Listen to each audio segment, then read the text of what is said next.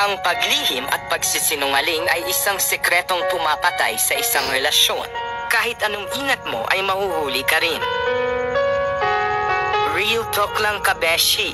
Makinig ka ng mabuti. Kabeshi, alam mo ba, may mga bagay talaga sa buhay na kahit anong tago natin, lalabas at lalabas pa rin. Tulad na lang ng paglihim at pagsisinungaling na kadalasang nagiging sanhi ng pagbuo ng tiwala sa isang relasyon.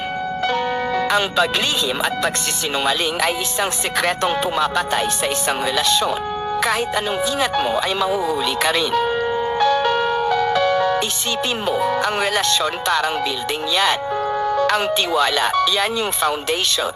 Kapag may isang crack na dulot ng paglihim o pagsisinungaling, unti-unti yung buong building magiging unstable.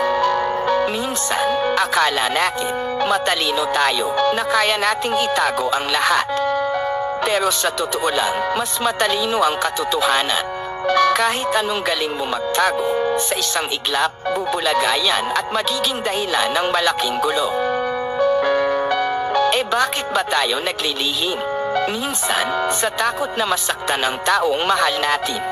O kaya, sa takot na mawala sila sa atin kapag nalaman nila ang totoo. Pero, kabeshi, naisip mo ba na mas masakit at mas mahirap ayusin ang gulo kapag lumabas na ang lahat? Sa isang relasyon, transparency ang key. Mahirap, oo. Pero ito yung daan para mas tumibay pa ang samahan.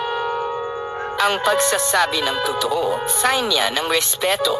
Respeto sa sarili mo, at respeto sa taong mahalaga sa'yo.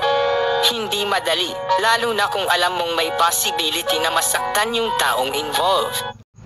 Pero, isipin mo, mas okay na ang temporary na sakit na dulot ng katotohanan kaysa sa permanent na damage na idudulot ng kasinungalingan.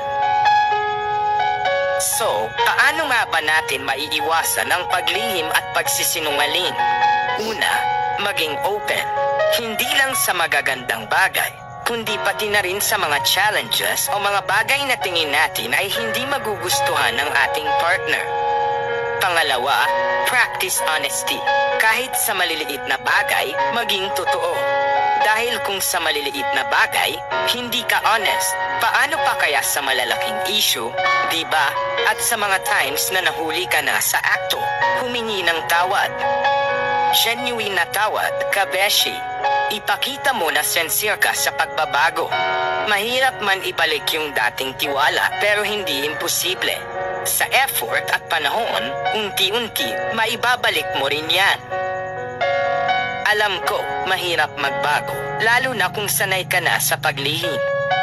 Pero, kabeshi, para sa isang healthy at long-lasting na relasyon, worth it ang mag-effort. Hindi lang para sa partner mo, kundi para na rin sa sarili mo. Imagine, yung freedom na maramdaman mo na wala kang tinatago. Sarap sa feeling, di ba? Kaya, mga kabeshi, tandaan, walang secret na hindi nabubunyag. At walang kasinungalingan na hindi nahuhuli. Bago pa man dumating sa point na yun, piliin na natin ang tama. Piliin natin ang katotohanan. Piliin natin ang magmahal ng buo at totoo. Sa huli, ang transparency at honesty.